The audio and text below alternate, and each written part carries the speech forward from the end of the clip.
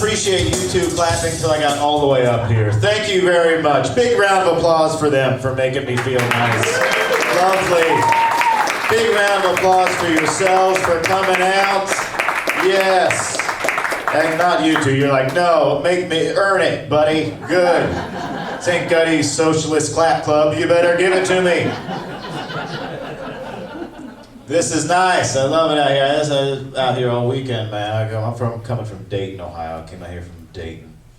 No, you know where Dayton is. That's good. Thank you. Are you from there? No, you're just aware of the place. Yeah, I get it. That's good. Feels good to be validated. It's a real place. Thank you. We did some things, old Dayton. I know you guys think you're big stuff now. You got gondolas, very European, real cool. Very nice. You're in a creek. What's that there, Giuseppe? That's a dead body. That's his. We did some stuff, Dayton. Let me tell you something about Dayton, folks. We invented the airplane, the space shuttle, the rubber tire. A lot of ways to get the hell out of Dayton. That's what... It's a very motivating place, old Dayton. Yes, to get moving. Wilbur's like, we gotta get out of here. It's like, to the skies, Orville. We'll make it work. This may not be funny. Actually, I just learned this the other day. I went to the Wright Brothers Museum, just taking a little staycation, you know. And I didn't know this was true. They ran a bicycle shop, right? And they had Orville's diary. And that Orville's dad hated that they were working on this airplane all the time, right? And it said Orville was talking to Wilbur in a letter, and he's like, Dad voiced his belligerent, drunken disdain for our airplane again and told us to get back in the bicycle shop. And I was like, that is the most Dayton story I have ever heard. Go to work, get a real job, your dreams are stupid, stop flying around, put wheels on bicycles. Who do you think you are, kids? And I love it. It's belligerent disdain. No, whenever I come to India, I always come to Guttys because I can bring my children here. That's nice. This is a beautiful place, this whole Guttys operation here. I brought my kids. My kids are 21, 15, and 9. Fair enough, stupid names for kids, but still, whatever. You can name them whatever you want. That was a dumb joke. I brought my kids to the Children's Museum. I was like, I'm very excited. I heard you guys got a great kids museum down here. I didn't realize your kids museum was just shoving all the kids in the city into a building. I didn't realize it was a museum of all your kids. You would think there was some sort of fire code on the amount of tiny human beings you could cram into a building. But no, Indy, you're like, no, get a few, pack them on in here. Corona be damned, get them on in here. We'll create a new disease down, who cares? Peanut butter fingers everywhere, who cares? Respect, Indy, respect. I'll tell you my big beef with that museum. Dinosaur exhibit, there wasn't a single dinosaur down there. There's a lot of mannequins, like I'm an idiot, like I don't know what that is. Smart enough to know the difference. I'm a little salty. I thought Greenwood was a nice neighborhood. I got robbed down here. You're laughing at me being robbed, okay. I've got a suspect. Oh, seriously, I got held up at the gas station up there. I got held up at the gas station. Broad daylight. I got held to get. You guys think that's funny too? What is wrong with you people? Your moral compass is twisted totally off center. I called the police. I called Greenwood. Cops came and they're like, "What happened?" I was like, "Man, I got robbed down here." And he's like, "What do they look like?" I was like, "It's still here. Pump 5, right there. Pump 5." Took everything I got. I did get a lot from that joke, and that's fair. I shouldn't have. That wasn't as good as I thought it'd be. I did like the kids museum. Has anyone been down there recently? Woo! Woo! One hand. Was that one of my kids I took earlier? That doesn't count. I know. I was there with you. It's nice. They had a big superhero thing. You superhero fans, you like that Marvel, DC comic book stuff? You check it out.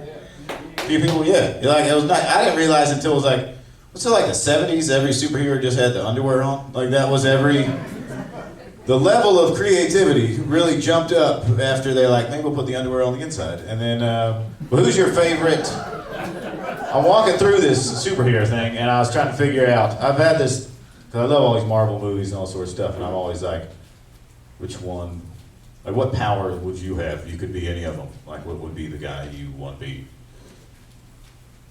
I'd say Superman. Superman, he's got a lot of juice to him. I've given it a lot of thought. And I've decided on Batman. Batman is by far, what's his superpower? Rich, loaded. Loaded, dude, he is loaded. That's his superpower. He is filthy, disgusting rich. Because I wanted to be Superman. I thought that guy can do anything. He'd fly into space if he wanted to. But you know what? I'd still be broke flying around. I'd take my kids to a restaurant and they still have to split a soda. And they'd be like, Dad is cheap. I'm like, I can hear you. I can hear everything. I'm Superman. You'd still be broke. You could get into the UFC, but that would feel slightly immoral, I feel like. I don't know if you'd be a superhero for very long. As I got older, I'd watch Wolverine, and I was thinking, like, I'd like his superpowers. Like, I get back pain sometimes from work, but if you were the Wolverine, it'd go away real fast. I think that'd be nice. By that, even if you're the Wolverine, again, you're still broke. I'd still have to open my door to order my Taco Bell, you know what I mean? And people harm me honking because I can't wind my window down. My bones are made of metal. Move your car, you know. Rich, filthy, disgusting rich. Let me tell you how rich Batman is. He has a jet, right? Look it up online. A jet is like $22 million minimum, dude. And Batman would crash a jet and just buy another jet, right? You can't insure a bat helicopter. He just the Joker blows it up and he buys another one. That is crazy rich. I've been watching Batman since I was a child, right? And that's been his game, just buying new stuff. What does Bruce do with this crazy amount of money he has? Dresses up like a bat, spends his money on a souped-up Humvee, drives around Gotham City, punching the mentally handicapped. That's what he does. That is what he does. Gotham has never gotten any better, ever. I'm not a commie or anything, Bruce, but if you're going to spend $22 million a week on jets, Gotham City's only jobs are hired goons and crooked cops. Maybe set up a little social program. I don't know. Build a school, Bruce. I don't know. Things aren't getting better the way you're doing it. You think at some point Alfred would be like, Bruce, I think you just like beating up crazy people. I think you're not a good guy. You might be the problem in this city. So Batman, yeah, that's what I want. I want a little bit of that. But it's nice. Like I said, I took a little comedy break for a while. I'm glad to be back in the game. I want to blame the plague. I don't know if you guys had that out here in Indianapolis. It was very big in Ohio, where I was from. Some sort of corona thing happening. And I blame that for not doing comedy, but I think my passions have changed, if I'm honest with myself. I could blame COVID if I want to, but it's really just, I used to be super jacked and passionate about comedy. Now I'm pretty passionate about sweatpants. I feel like I just love being in sweatpants. I don't know how you guys feel about sweats, but you're nodding your head. That is the best part of my evening, putting on the sweats. Worst part of the morning is taking off my sweats. I love sweatpants. I don't know they don't judge you. Your jeans will judge you. You put them on and they start getting like, you went pretty hard last couple weeks. You know? Sweats are just like, you're fine like you are. Be comfortable. You're beautiful. Go ahead, lay down. I'm so good at sweats now too. Like I said, I used to be like, all I think about all week is just like, oh, the comedy show. It's gonna be so much fun. Now I'm at a comedy show just thinking about my sweatpants. That's where I am. It's flip-flopped. Like I said, I'm so good at it now too. I got these old, the drawstrings are tied big knots so they don't slip inside. I like to let I got the little stretchy heel, and I let it go over my heel a little bit, over the foot. I just let my toes stick out all sensuously, like a little halfway slipper, but a little bit of ventilation too. It's nice. It's like they're a little bit oversized, But so it gets a little pocket when I lay down, so I just put a bowl of Doritos just right, just a piece of crap. They're just there for me. Let's give it up for sweatpants, folks. Where are we at with sweats? Yes. Sweatpants got a bigger round of applause than I did coming up. That's fun. But yeah, like I said, it's been a weird couple of years. Yeah, it's been weird for comedy, especially, and it's been hard. But you got to find other passions. So again, like I said, the COVID stuff sucked. But I do love thrift shopping, which is nice. Like you watch the news and they'd be like, "There's 6,000 new deaths," and I'm like, "I'm going to St. Francis in a couple weeks. I'll tell you that." They're gonna have some deals. Too dark? All right. They'd be like, I just lost my grandfather. I'm like, that is terrible. Was he a 30-inch waist by any chance? Because classic denim, hard to come by. Classic denim, that's easy glamour. Come on.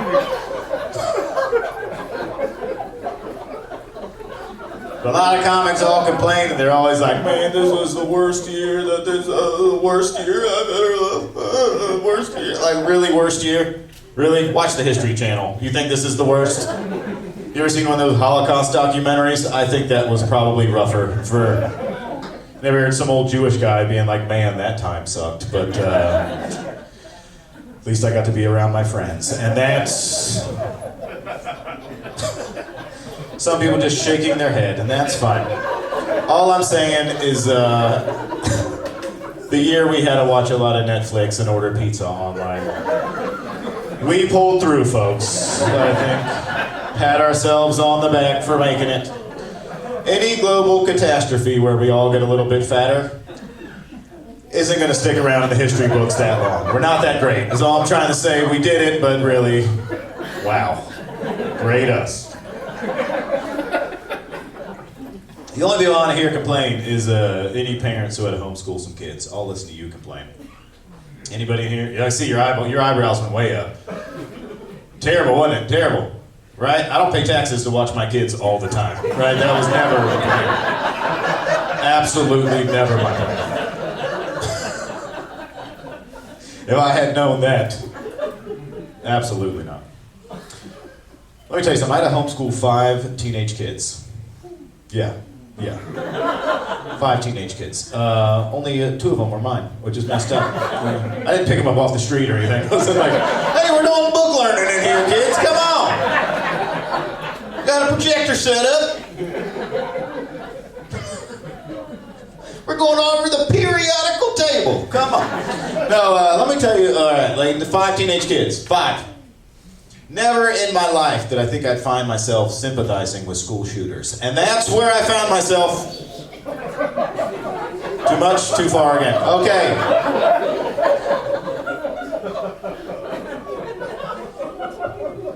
I like that certain, like this side of the room's like, no. This side of the room like, yeah, that's fine. But then it'll switch where they're like, yeah, that's okay. Can't read you guys, so I like that. It's a little challenge. Where are we at? Who we got? Who's where and with what? Nice. Yeah, I already know. Yeah, 3 of them were my nieces. And let me tell you what my jerk brother did. My brother's very selfish. He's a very bad person. Right before lockdown, this selfish jerk went and had a brain aneurysm. Right? Those of you who don't know what a brain aneurysm is, that's when your brain gets like a flat tire, like a. All right, he's totally fine. He's 100% fine now. He's good. He's fine. More importantly than that, he's a jerk. He's a terrible, angry man. He's a man, like an angry rage ball his whole life, and he's 100% fine, okay? He was pretty strokey there for a while, I'm not gonna lie. He was pretty messed up. He was pretty messed up there. Don't, buddy, again. He's a terrible person. He's a 5'4", short little ball of rage. My whole life, even when we were teenagers, he used to always be like, "You're just smoking too much weed, hippie, get a job." Look, his brain blew up. It was yours. You're a jerk. When it happened, our mom was always like, I heard sometimes it changes your personality. I'm like, I hope it does, dude. He's a jerk, dude. He's terrible. Again, he's totally fine, folks. Take it easy. Totally fine. I'm the victim in this scenario. I got stuck with his stupid kids. Well, he's drooling and some beautiful nurse is feeding him pudding while he watches cartoons for a year. I had it worse. He'd come over with his little walker, one eye like, how are the kids? One eye's over here, one eye's over there. I'm like, who are you looking at, buddy? Come on, bring him in. What are you, a chameleon? Where are we looking at, pal? You guys are terrible for laughing at this. I hope you guys are ashamed of yourselves. Again, he's totally fine. 100% recovery. 2 weeks ago, he cut down a beautiful sycamore tree 30 yards from his house. Beautiful, healthy sycamore tree because he doesn't like raking leaves. Which illustrates he's healthy as an ox and still a bad person. I just wanted you to know. Nothing has changed. But my brother had a brain aneurysm. My father before had a brain aneurysm, and the doctor told me, he's like, hey, you gotta go get checked out because that might make you at risk. And I was like, whew, now I'm concerned. So I went, a little bit about me, I'm a veteran. You're welcome. No, too slow. Little slow. Apparently freedom's free out here in Greenwood.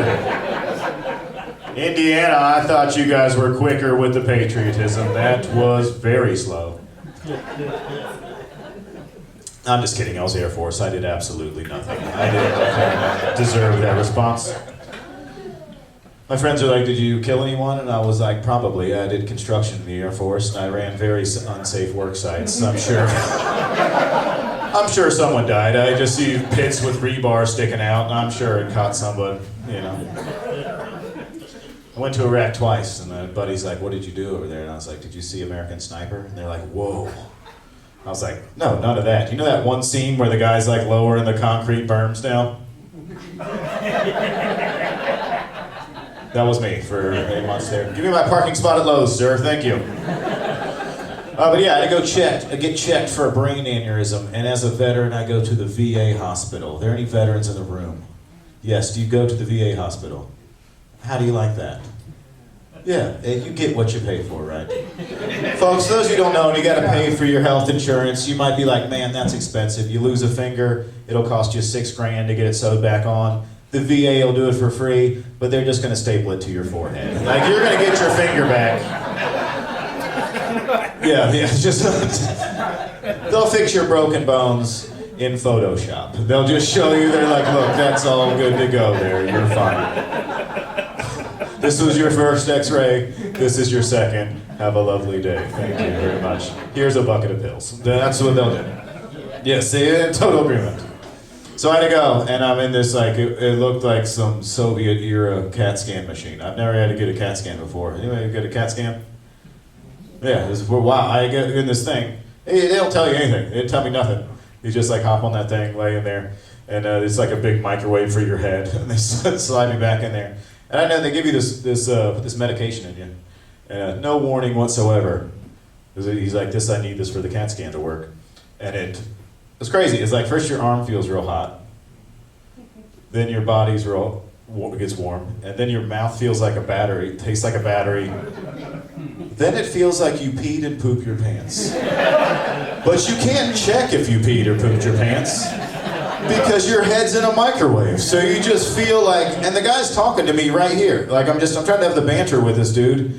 And I'm like, I can't really be cool with you, sir, as there's probably a huge urine stain on my khakis that we're just not talking about. And it's spinning around. I didn't, but anyway, I get out. And it turns out, I'm not going to have a brain aneurysm, lucky me, but it turns out I have a Chiari brain malformation. I just found that out. Does anybody know what that is? Yeah. You have one. You know what we are and you're not? Special. Big Brain Club. Our brains are too big for our skulls, you tiny-brained little nerds.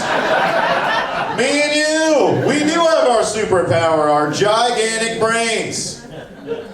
What it means is my brain is bulging out of the bottom of my skull like I have a brain mullet right here. It's like a fat Frenchman in a Speedo just bulging out of the back there. Doesn't mean we're any smarter. It just means our brain is just too fat. Like our brain just went crazy at a buffet and just blowing out of the belt. Yeah, so Chiari brain malformation. I didn't know this was. And then doctor started telling me all these symptoms, right? You sure already know. And one of them is like you get nauseous a lot. I grew up. I grew up with 8 siblings. There's 8 of us in the house, right? And my parents used to always. One thing they used to yell at me all about. My mom used to always yell at me for just throwing up at random times when I was a kid. Like I wanted to be puking. Like it was something I was just like. I like Ninja Turtles and throwing up at the dinner table. That was 2 things I was all about. One other thing she always used to yell us 8 kids about is being 8 kids. She used to always just scream at us every day, reminding about how many kids there are in the house. Like it was just a bat infestation, not like they came out of her. Like we just walked through the front door. Like you guys could just stop making them. I don't know if you know that, but yeah, she'd always yell at me. And it's funny, like I'd be sitting there because like your brain's pushing on the back of your throat. So I'd be like little kid, and then and then she'd just immediately go, "You better not puke." And I don't know if you know anything about like little kids, but or anyone. If they're about to puke, and you begin going drill sergeant in their face about not, it's coming up aggressively. So I used to puke all the time, and. When I found out about it, I called my mom, and I was like, "Hey, Mom, you know all them first 15 years of my life where you're always screaming at me about puking all the time, like it was some fun thing I was into? You know, if you just drove me to the doctor one time, they probably could have just told you I had a brain thing, and I could have that solved as a child." And then she's like, "You kids are always blaming me for all of your problems." It's like, oh, all right. Moral of that story is don't have 8 kids. Every year for Mother's Day, I get my mom the same card. It's you gave up all your dreams for 8 kids, and they all turned out to be crap. How does that feel? Happy Mother's Day.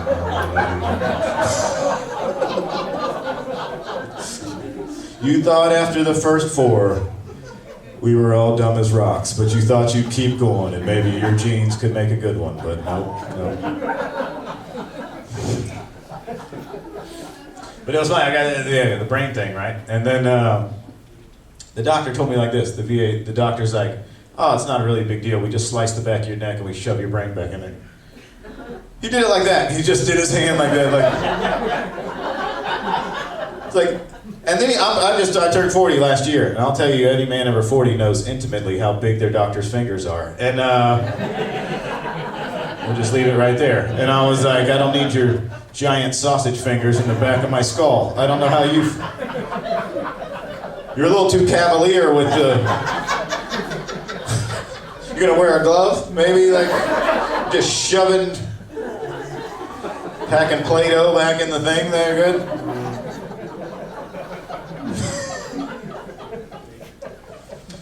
But one thing I hate about the Corona thing is it highlighted how divided this country is, and that's always bothered me very much. I don't like it very much. Like, I don't mean to... Like, ma'am, how old are you? That's rude. Never. I shouldn't have told you. I shouldn't have asked. I'm sorry. But you answered. Thank you very much. I'm proud of your age. But don't ask a woman how old she is. How much do you weigh? That's what I really want. That's what I want. No, but there's, you see how crazy this country's got? It's too much. It's too nuts. And I think COVID's made it worse. Like, it's made it worse. Like me, like I used to be able to have conversations and meet in the middle, and that's what I miss. Like I like to be a little bit of both. I like a vegan farmer's market. I also like kicking poor people. Why do I have to pick? But like the last few years, it's just when one side's like, you gotta breathe through a HEPA filter, you can't go outside, or don't touch anything, don't look at anybody. And then the other side's like, Bill Gates is gonna turn you into a 5G gay bat. And I'm like, whoa. Wow, very divided.